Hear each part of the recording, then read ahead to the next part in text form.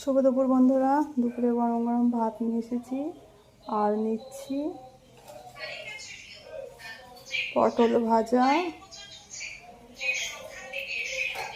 আর আছে ওল মাখা,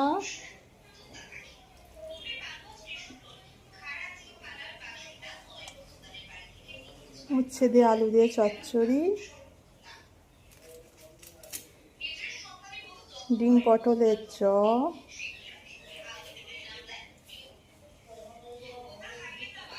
একটু চিকেন, ডিমের রসা,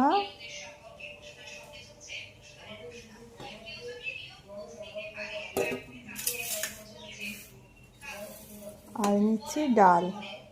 বন্ধুরা, দুপুরে আমাদের মেনু আজকে এই হয়েছে, খুবই সিম্পল।